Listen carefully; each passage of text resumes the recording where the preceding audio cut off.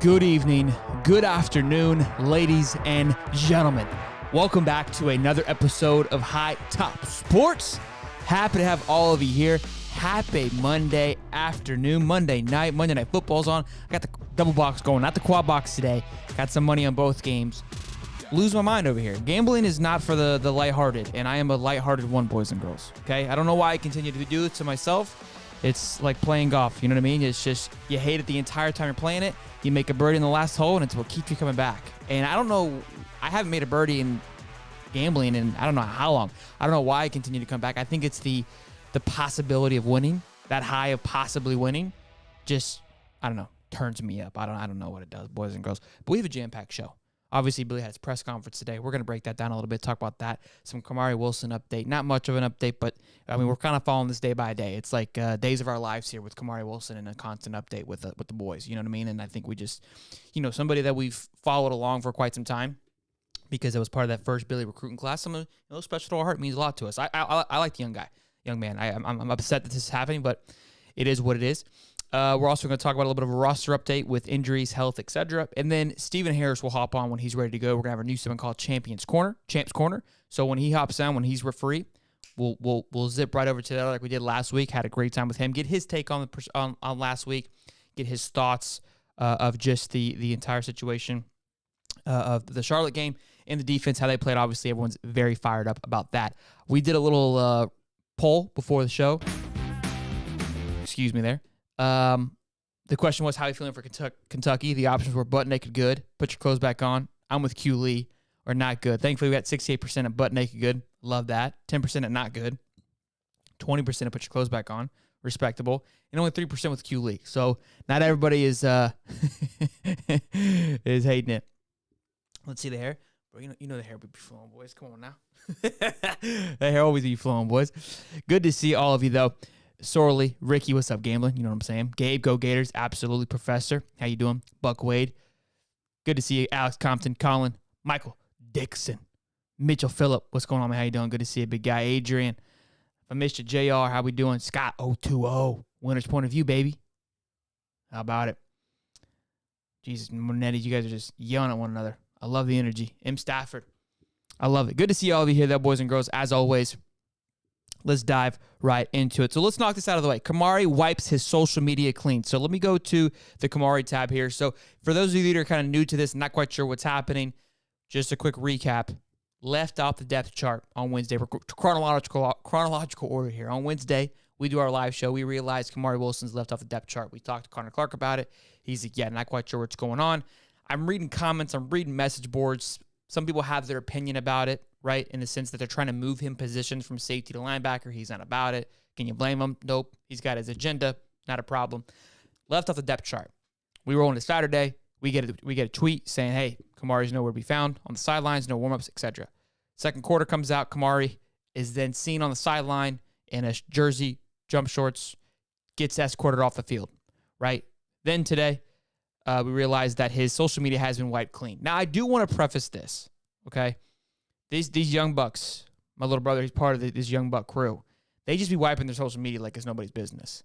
Like, to me, that's like my diary. You know what I mean? Like, I feel like I could never delete it because if I want to go back 6 years and just look at a photo, I want it there. These cats don't care. These young bucks, they wipe it clean like they pissed the wrong direction. You know what? I'm done with this thing. So how much is there really there? Probably not too much, but it's one of those situations where it just kind of lines up with all the drama that's going on. Nowhere to be found. He gets escorted off and then wipes his thing entirely clean of any UF trace whatsoever, right? It's like it's like a nasty breakup. You've got your girlfriend all over your social media. You got to wipe her clean, right? Got to get rid of her. Can't have any history. Can't have the new girl knowing about the old girl. That's what this feels like. It's a new slate, cleaning the thing off. I went to check him on Twitter. Could not find him on Twitter. And I know he has a Twitter. He's active. He'll be tweeting stuff. So I didn't see anything on Twitter. I imagine it's probably follow suit with the same thing. So if you guys have any last wishes, saying goodbye to Kamari, go ahead and tweet him out now and get him out there because it looks like this could be the end of the Kamari Wilson saga at the Florida Gators. What I love is that everyone in the comment section of my videos I've been making about Kamari Wilson is he's going to Colorado. He's going to Colorado. Every person that hits the portal, apparently, is headed to Colorado. So I don't know if Coach Prime is aware of the influx of players that are headed there. But somebody should call him and tell him, because any person that enters in the portal apparently is headed to Colorado, if you ask the chat. So I love it. It's like, dude, not every person's going to Colorado. It's nuts. Again, happy to have all of you here. 172 people in the chat on Monday already, 5 minutes in. Gotta love it. Gotta love it. Make sure you drop a like, smash the sub button, boys. We are just about 50 away. 50 away, ladies and gentlemen, from 17,000 subs. So, without further ado, though, nice Kamari Wilson talk here. Like I said, Mr. Stephen Harris will be joining the show this afternoon. So let's go ahead and get into Champs Corner, ladies and gentlemen.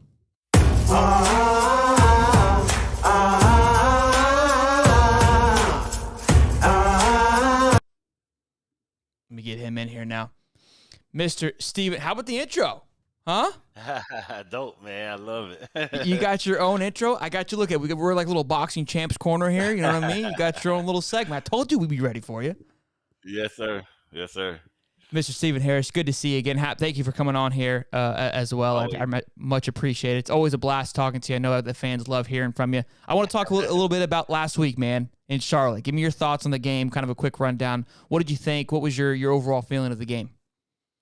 I thought it was what it was going to be. I know a lot of people thought we would blow them out. I know I did give a prediction on a show earlier, 65-0, but that was me blowing smoke. I promise you guys. But I knew it would kind of be one of those type of games when we have teams like that come in town. They come to do a job, and we expect to get better in certain areas. So we don't kind of show everything we have. We'll play a lot of base fronts, but it gives us a chance to get everybody playing time. Sure. And also gives our base defense time to react to tough situations. They ran the spread in some of those formations, and in some of those formations we played base defense. And with our style of defense, it's tough. It put us in a tough position. So they had some of those runs in the second half. And then as far as offense, the same thing. We wasn't going to show a lot when they would bring in different pressures. We weren't going to slide, do different slide protections or stuff like that. We just wanted to kind of play on base, which we should still be able to beat them up front, just playing the base package. But I knew it would give us challenges just because we wasn't going to over game plan for them. And that's kind of what you do with those teams. They're kind of there to help your team get better. So you'll kind of play base against them and see how it falls. So you keep mentioning, kind of just elaborate for those at home that may not understand that. So you kept saying base package. So is there like a base package, and then we got kind of tiers that it goes from there, more complex plays and more, explosion of the playbook there. And we just kind of kept, like you said, kept it simple. We wanted to focus on the small things. And Billy mentioned that at his press conferences. Look, we got better in the areas that we wanted to get better at. Mm-hmm. Yeah. For instance, like on our defense, when we run 3 down linemen, if anybody knows what I'm talking about, we have 3 down linemen. That's hard to stop the spread, to stop the option. Not having 4 down linemen, and to stop it, you kind of run different stunts. But we weren't going to show that. We were just going to play it true and allow our guys to make plays. And with our talent level, we should have been able to overcome them, which we did, and we got the victory. As far as on the defense, on the offensive end, we moved the ball very well. It just when we got down to the red zone, we didn't capitalize, and half of that is just on coaching and the approach to the red zone, and then the other half of that was just on players not making the right read or the right decisions, because we could have ran a lot more fade routes towards the end zone. We didn't do that. But it also gave us time to get our kicker in there, and he nailed some bombers, man.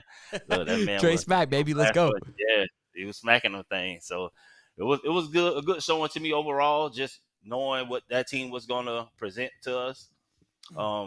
We just need to capitalize in the red zone, and I believe we'll do that come Kentucky. It was really a vanilla style of play for us going against those guys, and I believe we held our own, because in the past we've seen some of those games look worse than that. Some of those guys come in town. So, and it's always going to be that every year when we playing out of conference game. We want those guys to come challenge us. We want those guys to help us get better in certain areas. So we put a lot of pressure on ourselves defensively to say, hey, we're going to play this style no matter what they do. We just got to stop it.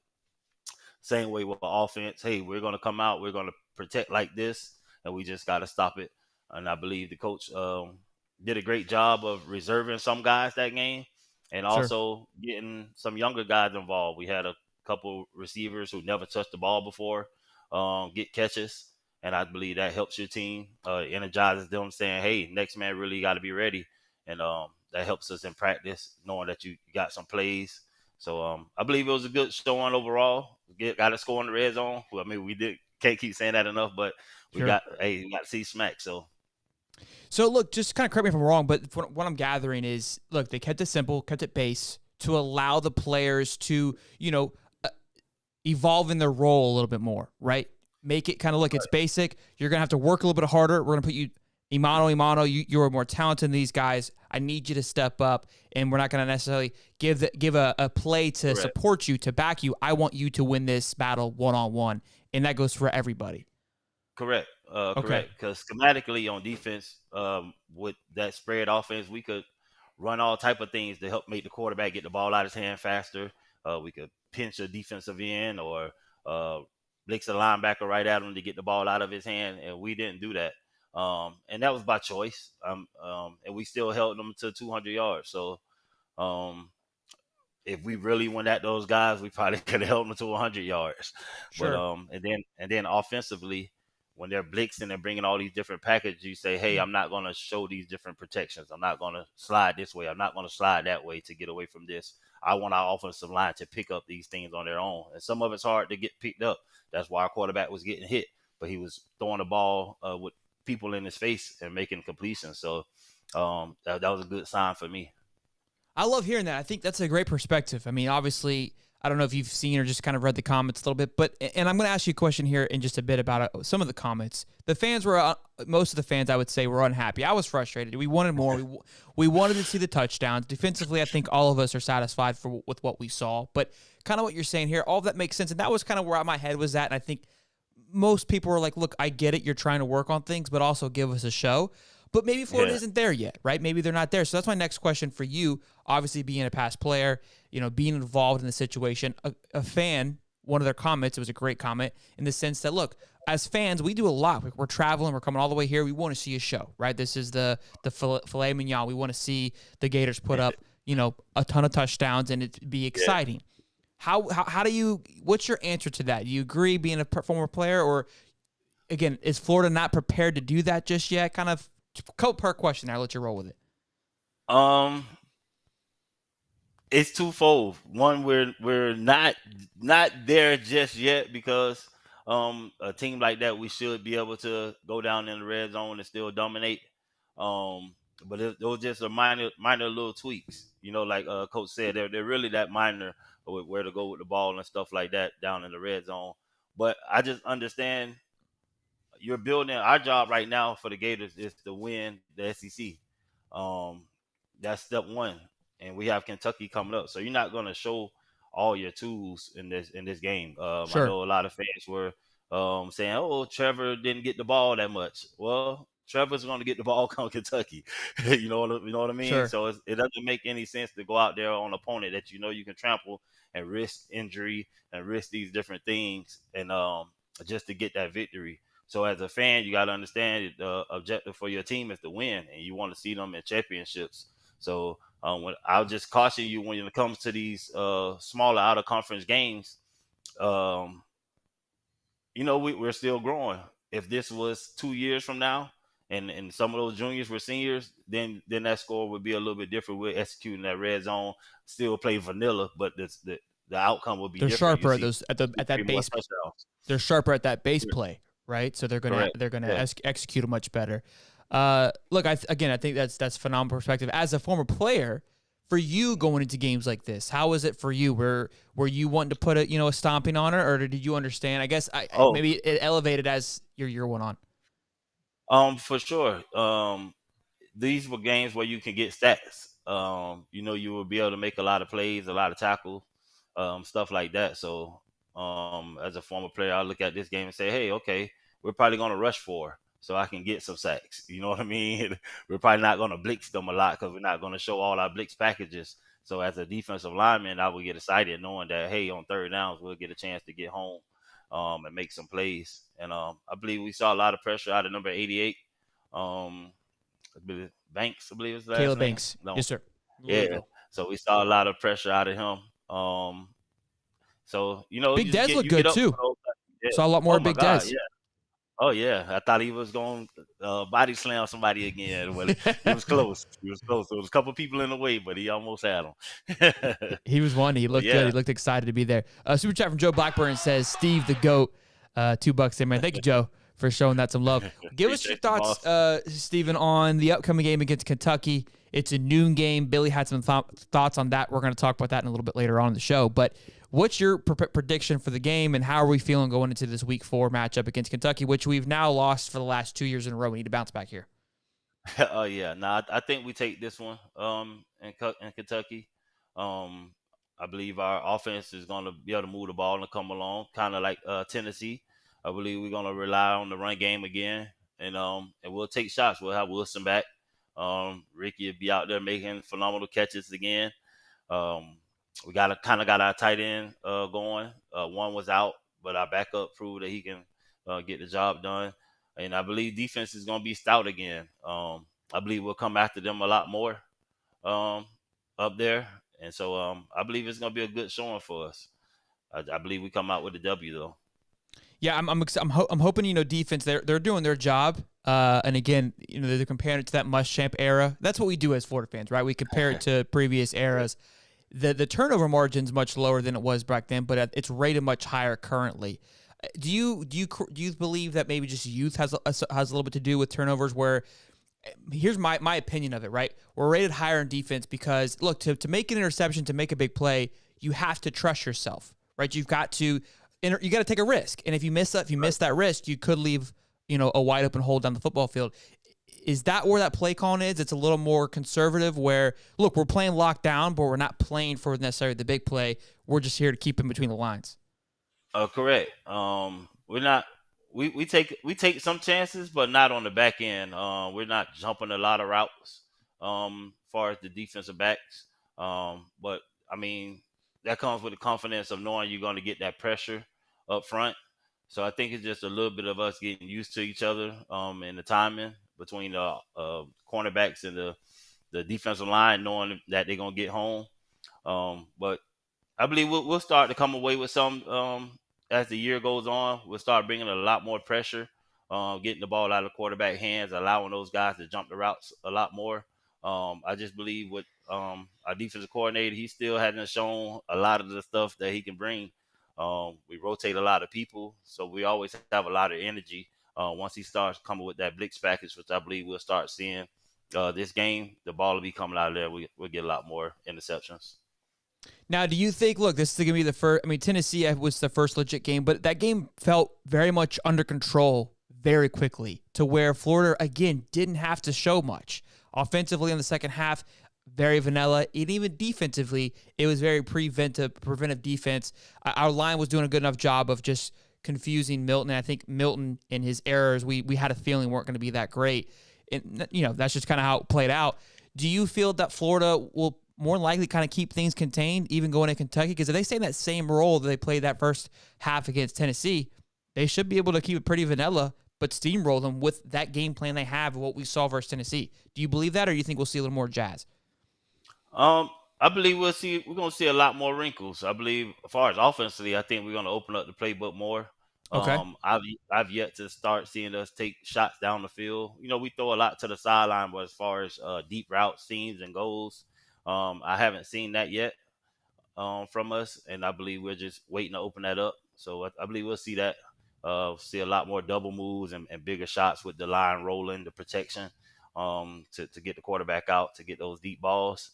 And then as far as defense, I believe like we're going to pin our ears back and come after them. I believe we have to do that early to get the crowd out of it. We're going on the road again. Our last road show in Utah, I don't think we were prepared. And then, but I believe also us getting a chance to hear our crowd that loud is going to kind of calm our nerves. going into another environment where it's going to be a hostile crowd. Won't be nowhere near like the swamp. So Sure. I believe that I believe that's going to calm a lot of our nerves and just allow us to play football. Sure. Good stuff. Are you planning on going to any more games this year? I know they're Yeah, man. Yeah. Nah, listen. I plan to make the rest of the home games.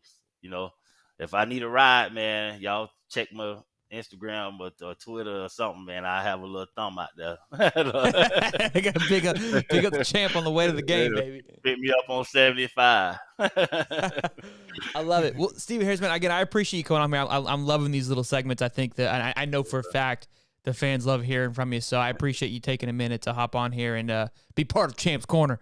Tell them again where they could give you a follow, man. I know where you post on your own Twitter and Instagram. We make sure you get some love. Is Facebook too?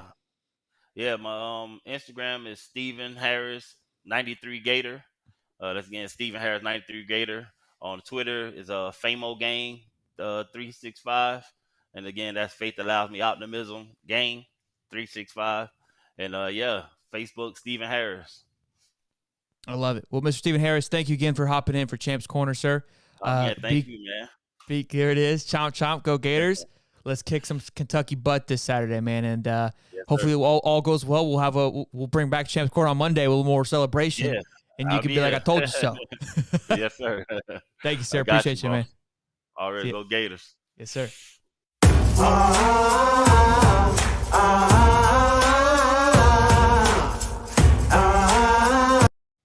Ladies and gentlemen, Mr. Stephen Harris, 06 champ there with Champ's Corner. Happy to have him on as always. Absolute blast. Hope you guys enjoyed that segment there with Mr. Stephen Harris. It was an absolute blast to have him here. But let's move on. We got a lot more to talk about. Let me see what's going on here in the chat.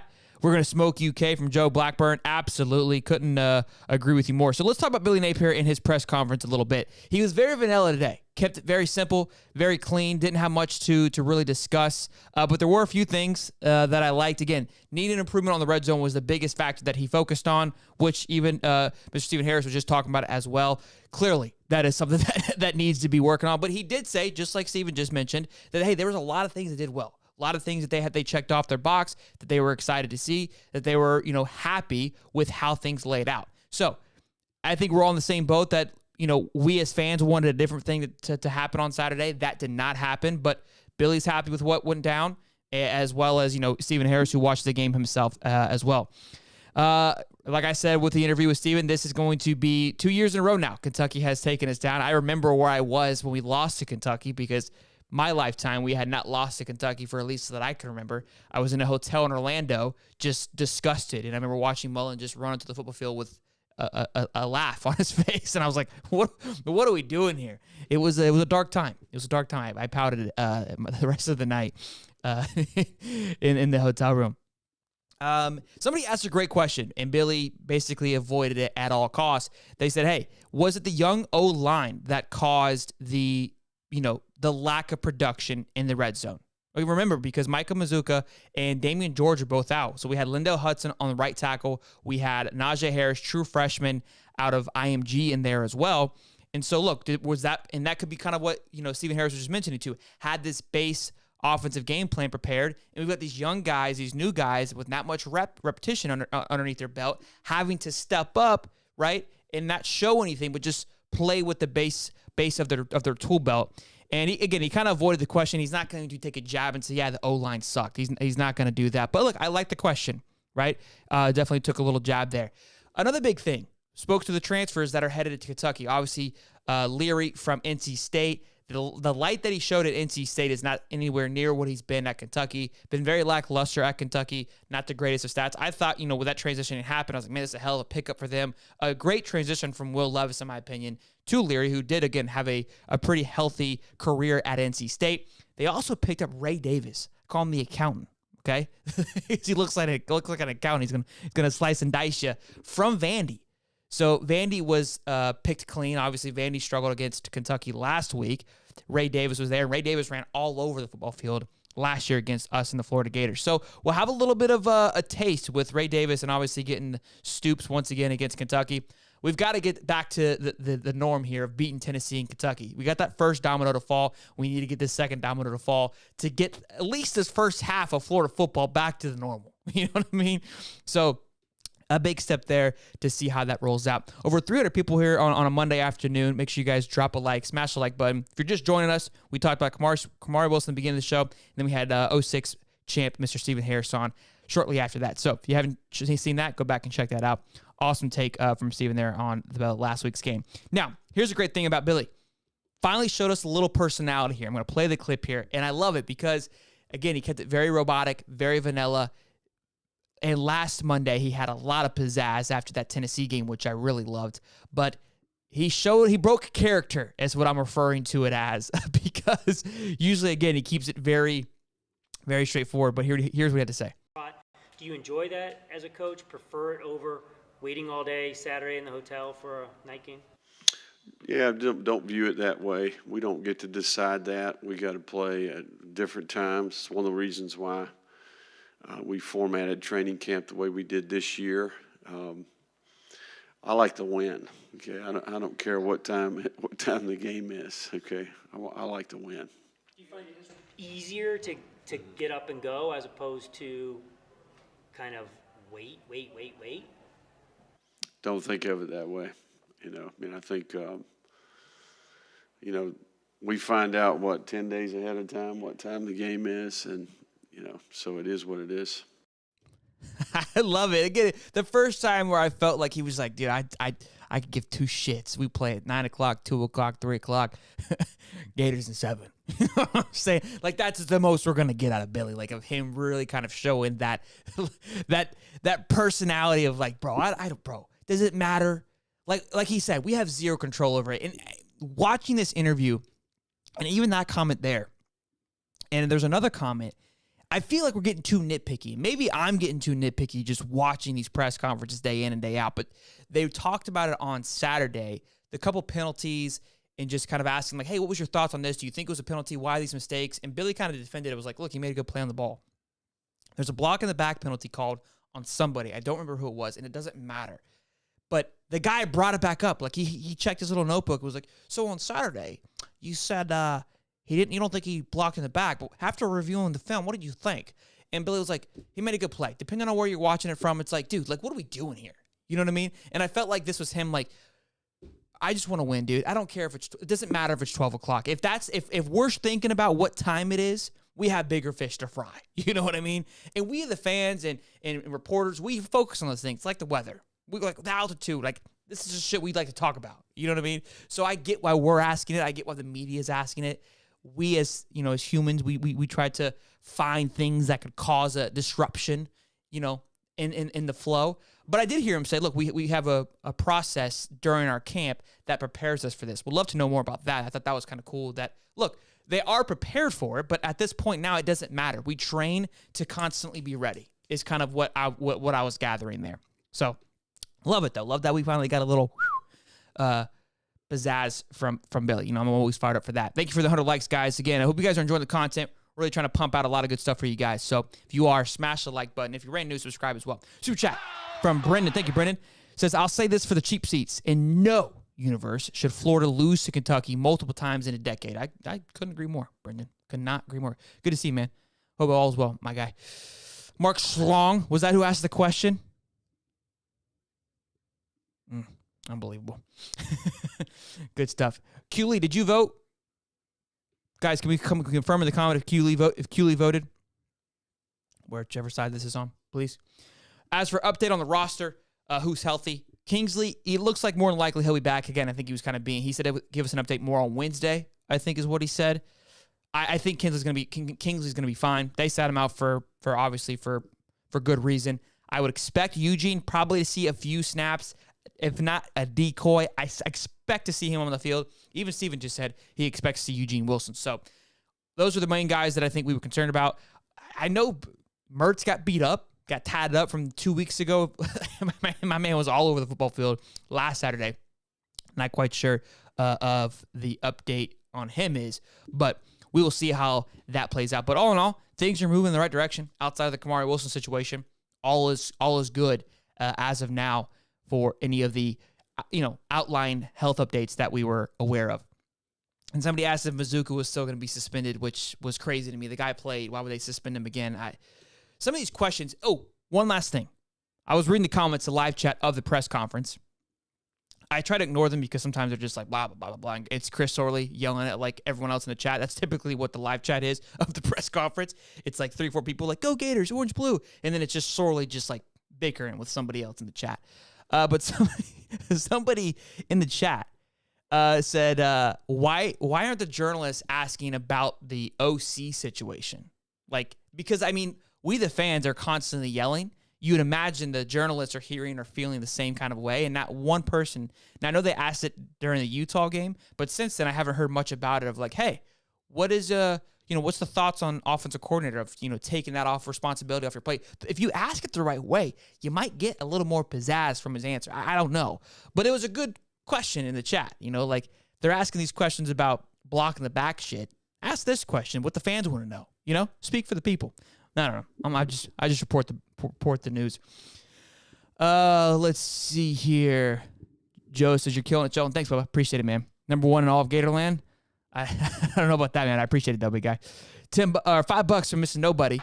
Says we got to score more. Got to score more. 2 half points. That 3-point shit won't fly us first UK. Let's get vertical and avoid the busted coverage on D. I think that's pretty simple, guys. Mr. Nobody, I'll package this up and shoot over to Billy for you. I got you, big guy. I'm sure he watches the show, so he'll probably hear about it. Give Shelton a media pass. I tried, Brendan. They shut me down, man. Apparently, I'm not. I don't have enough following. And then the other answer I got was, even if I were to get a big enough following, they're still subject to deny it from me. So there's that. I'm going to leave it at that. Real quick, before we move on to our last little bit here, just a reminder, we are doing a giveaway, a signed Tim Tebow helmet. It is you got to donate $20 to enter into the giveaway. All the proceeds will be donated to the Foundation Best Buddies, which will be giving the helmet away on October 13th. Where is the helmet, by the way? Let me get the helmet.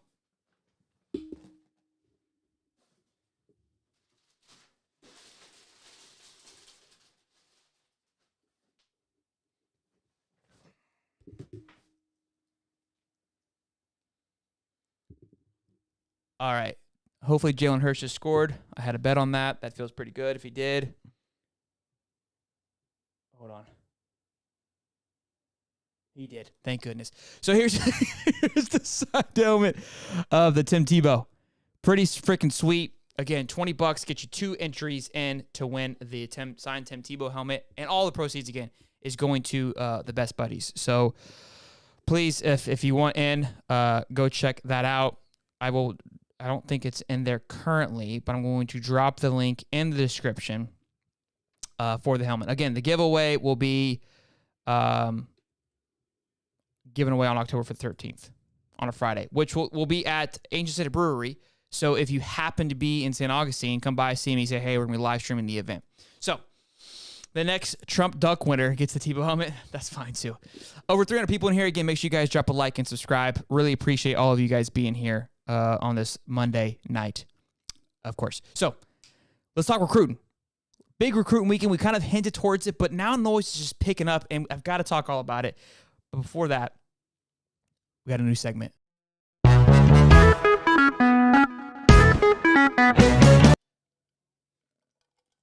Here we go. Flip watch. I didn't think we'd be in this predicament. I mean, I'm not trying to blow smoke. I'm not trying to create clicks. I don't know if On 3 is. I don't know what's going on, right? But somebody is trying to fire somebody up. And, they're talking about it, and I know why they're talking about it. Charles Lessig really started the rotation here when he came out and said, I'm only really talking to Florida. I'm committed to FSU. He's been committed to FSU for quite some time now. It's been like a silent commit since 1995, right? And now he comes out and says, I've been heavily communicating with them, like low key. Now, remember this, okay? Remember this. He was committed early on to Florida. He was heavily in Florida. I thought he was a lock. I remember talking like early in 2024 that Charles Lester was dialed in, okay? And then obviously things flipped completely, ended up committed to FSU, is what it is. Goes and visits Charlotte. Weird, out of nowhere. I was shocked when it happened. Didn't make any sense. Stood up, stayed late, hung out, spoke with Coach Napier, Corey Raymond, etc. He's planning on having an official visit, I think in November or December, which is right before National Signing Day. And now again, he comes out, makes this comment. Is it just talk? I don't know. I want to believe that it is, right? It feels like it's a game because of how long he's been committed to FSU. But maybe things are falling off because KJ Bolden went and visited Georgia, and I'm not trying to stir anything up here because I know our FSU guys, Holly, he talks with a few FSU guys. They feel very confident in these young men, and they're very confident in getting other players. So this is all just speculation, like genuinely speculation. But just like Connor Clark says, nothing is a lock, so anything can happen. So I'm going to talk about it. Jameer Grimsley, obviously another one that Connor Clark has been heavily, every time he comes on the show, he reminds us that, hey, Jameer is somebody that we're heavily looking at as well. Cornerback, 4-star cornerback, who has committed to Alabama. So we'll see how that plays out. And DeAndre Robinson, another big one here. I talked about this on the show the other day. He said, my little brother actually sent it to me, that, look, Florida is still heavily pursuing DeAndre Robinson. And I don't know if I said this, but I don't know who watched it. When I was doing the watch party, I had a graphic and everything prepared for DeAndre Robinson commit to Florida. That was the noise from the Florida camp. That's how confident we felt. I got a little stomachache on the day of the show, and I texted Dave, and I go, I don't feel good about this. Because usually we kind of hear like noise and tidbits, things lining up. Something didn't feel right. And then obviously he ended up committing to Texas. Now, that doesn't mean Florida hasn't stopped, and they've always kind of been adamant when they want somebody, they don't care about the noise, etc. So they've continued to pursue that. How that will play out, I don't know. Right? Texas is a big powerhouse right now. Jarrett Gibson's another one. I don't feel Jarrett Gibson is going to be a thing, but those two guys both being committed to Texas is going to be tough to pull from Texas. Texas, whether you want to believe it or not, boys and girls, they are humming, and they are finding themselves. I was thinking about it today. They could really be transitioning to the Texas of old, right, and just really becoming a powerhouse because now being in the SEC, they are the trifecta. They've got the money, they've got the brand, and now they've got the conference. They've got everything you could ask for if you're Texas. That's a scary combination to have. And with the era that we're in with the NIL and with Arch Manning, they are lined up with talent there right now. So if we're able to flip one from Texas, that's a massive pull. That's a huge compliment to Billy and the boys that have been recruiting. Look, I think what the defense has been able to do thus far with the young talent is definitely appealing to these guys. I don't think you could turn away to that and say, yeah, they are top 10 in the country, top 5 in the country right now with a very young team. So I think that's speaking volumes to how effective the D-line has been, how effective Jordan Castell's safety has been, how effective these cornerbacks have been, and the fact that Jakeem Jackson, a true freshman, has came out and has been effective, right, and is playing. These guys are going to see that and be like, yeah, that's something that I'm interested in. So, look, keep an eye out, and this is a good place to be. I know some of you may be frustrated because I see you guys in my comments like it's a waste of time. We are exactly where we wanted to be. We wanted to be here at the end of the year where we could flirt around with the hot chick at the table. We know that our chances aren't that great, but I'm so confident in my ability that I don't care if I get turned down, right? I'm going to go hit on the hottest girl in the room, and these are the hottest girls in the room right now, and I'm going to go out there and flirt and hit on all of them and hope for the love of God that one of them says yes. And that's because I've got everything else that I need. Just got to get a few little pieces to pick up here and there. So before anybody comes in the comments saying, this is a waste of time, quit wasting your breath. No, because this is where we want to be. This is exciting. This is great that we're able to talk about possibly flipping one of these massive whales, right? Including Jeremiah Smith, which is one I really have given up hope. But he even said after his visit, really had a good time. They're in a much better place than before. I've heard that every single time now, so I don't know exactly what that means. I even read, I think it was from Keith Napier, I believe, said that he spoke with Brandon Seiler after the fact. Love the fact that we have these old Gators getting more involved, bringing back that culture, talking to them about what it is to be a Gator and the life after a Gator. So all these things are just fantastic things and moving in the right direction. Jared, shoot your shot, Sheldon. That's what I'm saying, baby. You got to shoot your shot. You got to go get it. Over 300 people in here. Make sure you guys drop a like and show some love.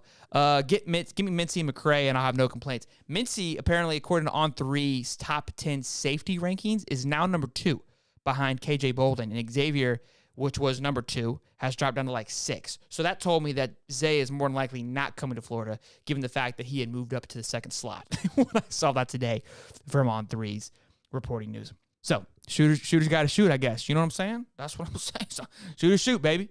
Shoot or shoot. I don't want to flirt with a whale. That's my bad. Well, guys, I hope you guys enjoyed that segment of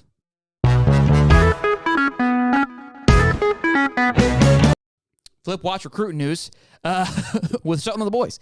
Well, boys and girls, I hope you guys enjoyed tonight's show with, again, jam-packed, obviously, Billy press conference, recruiting news. Stephen Harris comes on, gives us some great knowledge of that Charlotte game, gives us some great feedback. Happy to have all of you here. As always, reminder, a lot of things happening on this channel, so be sure to turn the bell on, be subscribed. The bell lets you know when we go live. We go live every Wednesday at 8:35. Almost 98% of you guys already know that and dialed in, which I love and appreciate. Thank you for that. We're working on Thursday, Fridays, probably Fridays. I'm going to work into maybe being a call-in show. Not quite sure yet, but a Friday like preview show. Saturday mornings at 9:30. College game day. Fantastic show. We've got a couple of guests that come on from multiple channels to represent their team for that particular day, depending on how big the game is. About 3 guys we come on the show. We chop it up, talk all things college football. It's fantastic. Then we do, obviously, usually do like a pregame before the Gators, and then obviously we'll do the Gators watch party for anyone at home. Want to come hang out, get rowdy with me, join that live. And then on Sundays, we've got 2 shows. We've got the morning show, which is the Florida Gator recap show. Always a great little breakdown. After the buzz is worn off, we talk about it. And then Sunday night, a new show we're rolling out. We canceled the NFL show. We had a great show last night, Cody and I. It's a full recap of the college game week. We pick up 3 to 4 games that we want to talk about. Absolute blast. Had a great time with it. So be sure to drop by and see that. Let's see the voting real quick, though, on tonight's show. Let's see how it played out. Did QLE vote? I don't even know if he did or not. Buzz worn off. All right, 222 votes. 57 said butt naked good. Only 4% are with QLE, and 26% said put your clothes back on. I love it. Oh, there's QLE. Did QLE vote? I'm going to wait until the end of the show until QLE answers me. Don't forget, Saturday morning, 9:35, High Top Game Day, new show, live call-in show after the Kentucky game. Yeah, there will be a call-in show after the Kentucky game, which is at noon. So the call-in show will be around like 3:30. So, yeah, Saturday's going to be jam-packed from basically 9:30 till 5 probably. We're going to be live. So, 9 to 5, get your seatbelts on, get buckled up, boys. Thanks, Stephen Harris, for a great show. Thank you, man, for coming on here and being a part of it, as always. Absolute blast. Give the bro his likes. Yeah, man, show some love, baby. Drop a like, man. S. Beck says, thanks for everything, Sheldon. Really appreciate you and the boys. No, thank you, S. Beck. Good show tonight. Thank you, man. Thank you. QLE voted. That's all that I care about. That's all that I care about.